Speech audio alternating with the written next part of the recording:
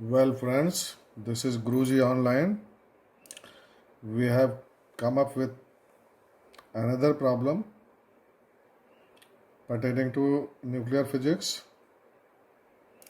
This problem is like this: you have a sample of plutonium isotopes, that is P239,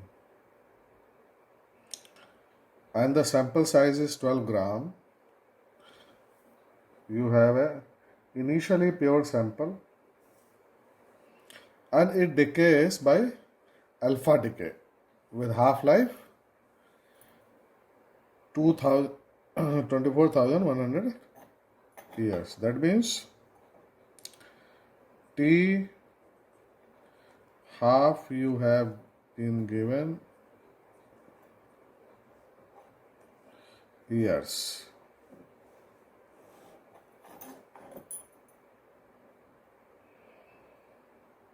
So, and here T is given how many, it is asking how many helium are produced at the end of 20,000 years. That means T is given 20.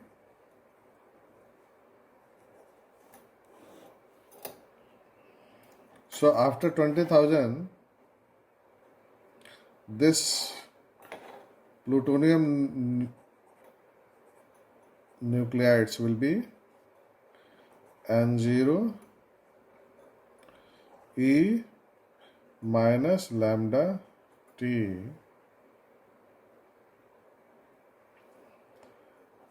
so we can find out N0 E minus lambda is nothing but ln T 1 by 2 and you have given T ln 2, it is ln 2 basically. So we can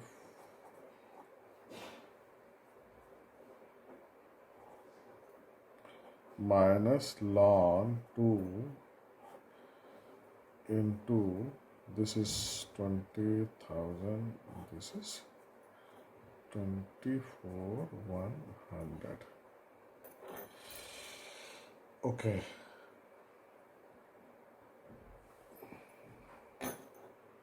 This is your how many alpha particles will be there? That means N alpha will be nothing but N0 minus N, that is N0 E minus ln 2 into 20,000 upon 24. Correct? We can write it as N0 1 minus e raised to ln 2 into 20,000 upon 24. Correct? What is N0?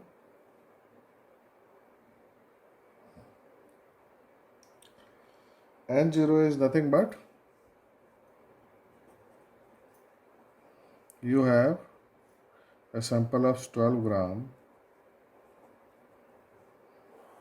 What is the plutonium gram per mole? That is 239 gram per mole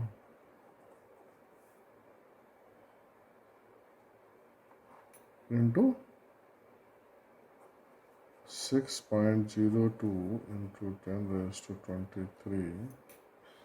This is Avogadro's number. So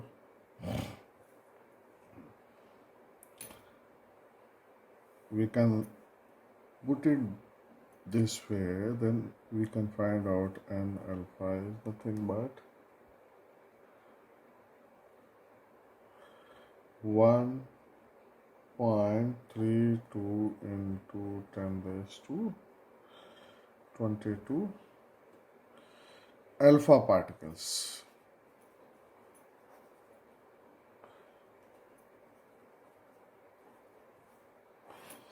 Now you know alpha particles, these are in this time these many alpha particles are produced. But the question is, how many helium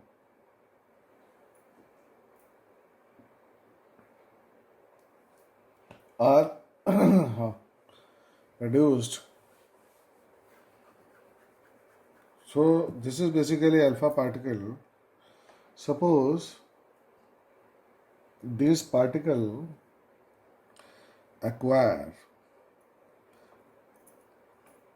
electrons, which is very natural, then they will become helium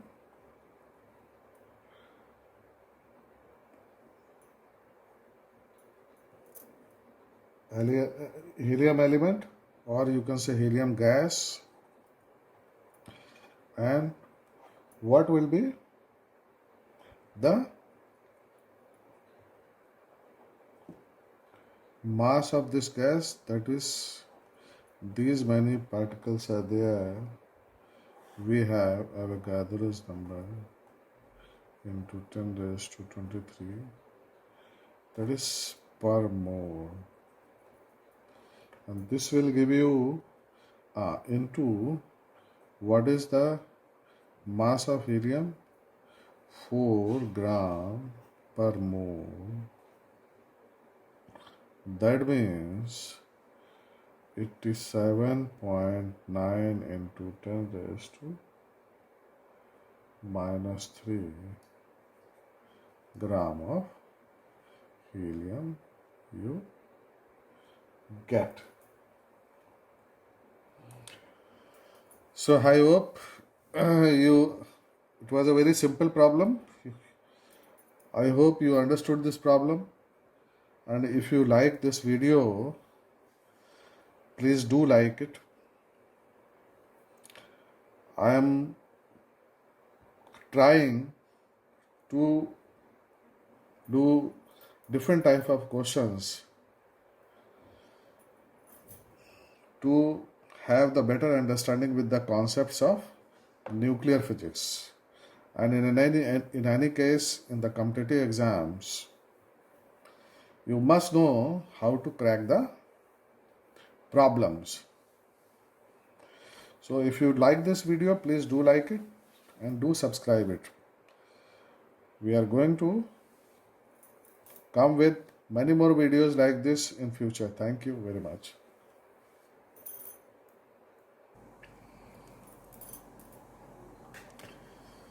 So दोस्तों, let us come to the next question pertaining to nuclear physics. This question is like this. You have a KCl sample, that is potassium chloride, sample 2.71 gram, and its decay constant is 4490 becquerel. In this sample, basically, which is the radioactive substance which is decaying? It is found out that it is K40. This is the isotope of potassium, K40, which is decay, and whose concentration is only 1.17% of the normal potassium. So we have to find out what is the half-life of this nuclide, means that is K40. So how we have to proceed? I hope you understood the question.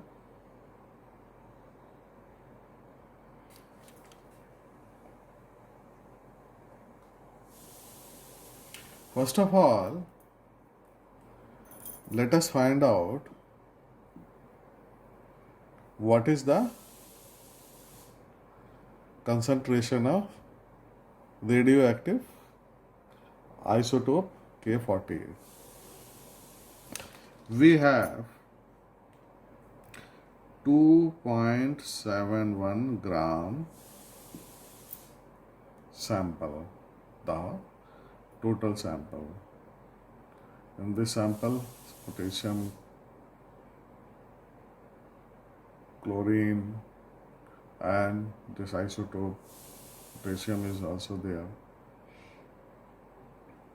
So, what is the per mole mass of this sample? It is nothing but 74.555 gram per mole. So, here this quantity is nothing but how many moles are there? KCl sample. And per mole we know how many atoms are there? That is 6.02 into 10 raised to 23 per mole. Now this quantity becomes, these many atoms are there in 2.71 gram, or molecules, you can say KCl molecules are there in 2.71 gram of this sample. But in this 2.71 gram, concentration of this radioactive isotope is only 1.17%. That means if we find out 1.17% of this, then what will be this?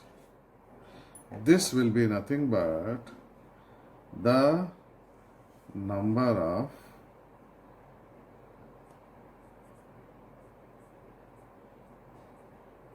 nucleides, radioactive K40 nucleides. I hope you understood this. Let us again revise the same. We have KCl sample of 2.71 gram. So what is the per mole? How many moles are there in 2.71 gram? That is, if you divide 2.71 gram divided by this molecular mass of the KCl, then you can, these many moles are there in 2.71 gram. In this, how many molecules are there? This is Avogadro's number.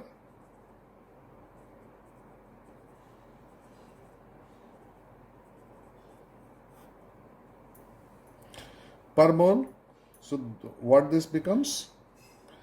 This becomes nothing but how many molecules are there in 2.71 gram of the KCl sample.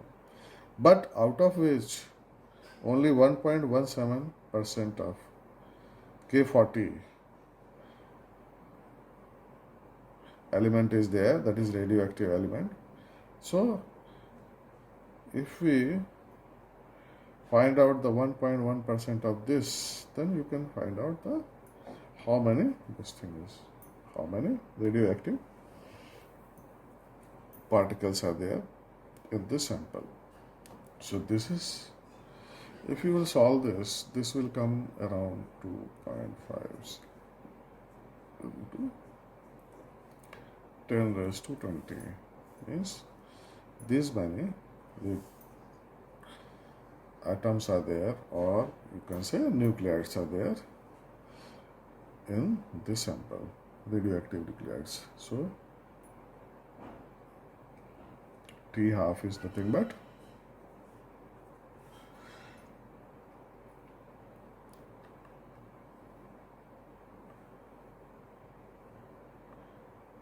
n ln 2 divided by r. How this comes? We know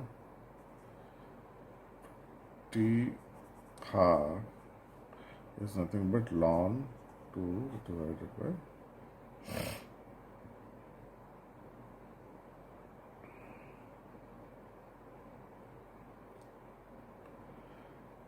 lambda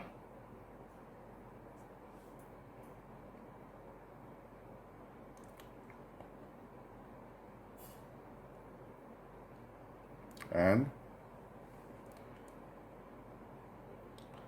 r is nothing but lambda n. So we can say lambda is nothing but, we distribute with this becomes n ln this. So we know n,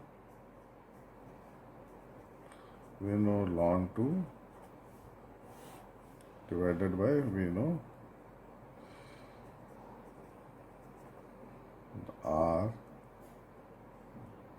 Becquerel is nothing but per second. So half-life is nothing but 3.95 into 10 raised to 16 second, and this can be written as 1.259 years. What a big quantity.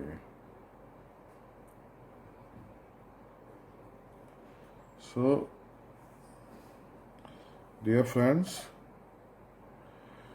so this K40, the half-life is coming like this, and you'll be surprised to know this K40 is in our body also a very minute quantity which we require also. So we can say that we are all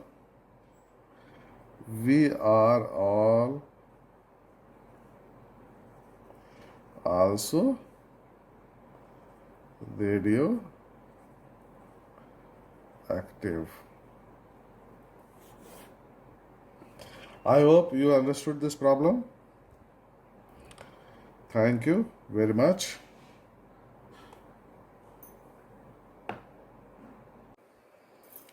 Well, friends, this is Guruji Online, and we are going to solve one more problem pertaining to nuclear physics.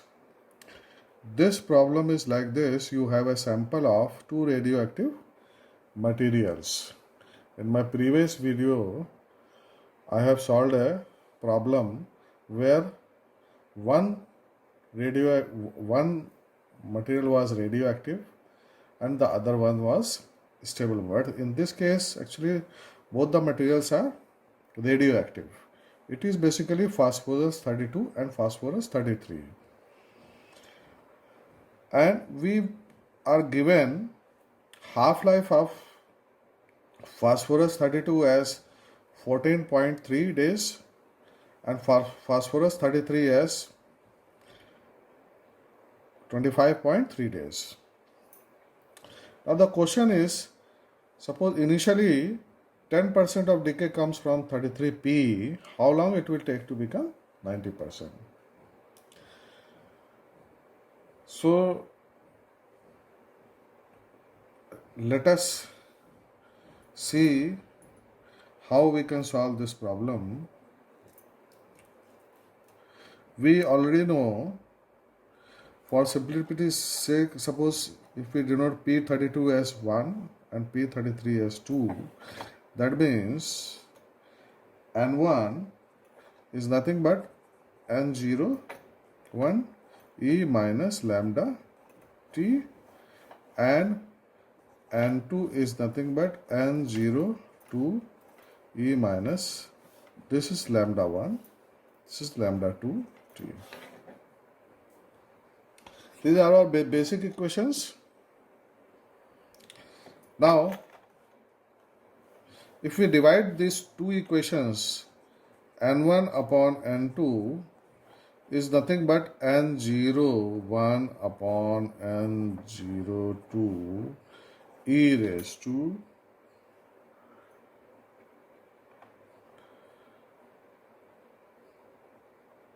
this will become lambda 2 minus lambda 1 t. There is no doubt about it. Now, let us see. At time t is equal to 0, what we are given? Initially, 10% of decay comes from 33p. That means n01 and n02 is nothing but, and this is your 10%. That means this must be 90%, or you can say 9. And at time t is equal to t, this is what we have to find out. What we are given is n1 upon n2 is the thing, but this n2 becomes 90%. And this is your 10%, that is 1 by 9. Now, please put these values in this equation. That means 1 by 9 will become nothing but this e lambda 2 minus lambda 1 t, or we can say ln, if we think this is 81 is nothing but lambda 2 minus lambda 1 t, or t we can write as ln 1 by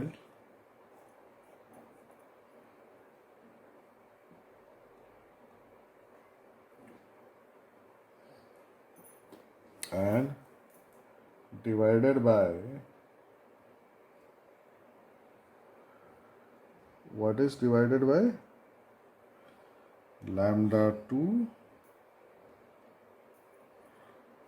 minus lambda 1. Lambda 2, lambda 1, we know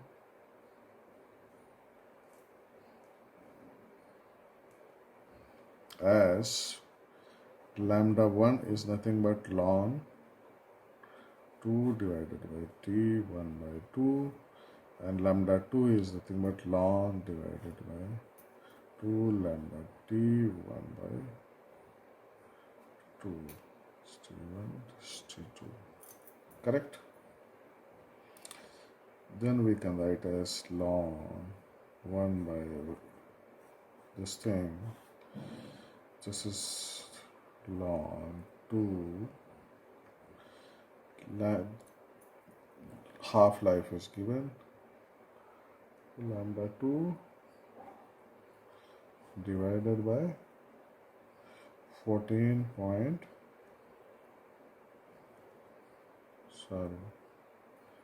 this lambda 2 is 25.3 minus ln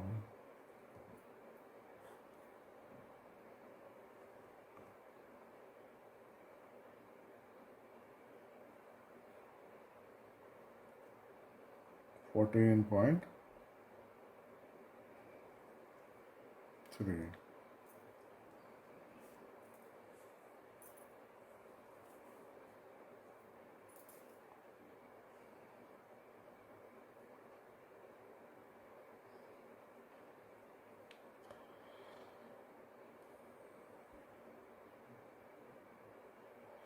So this you will solve and will come as 209 days.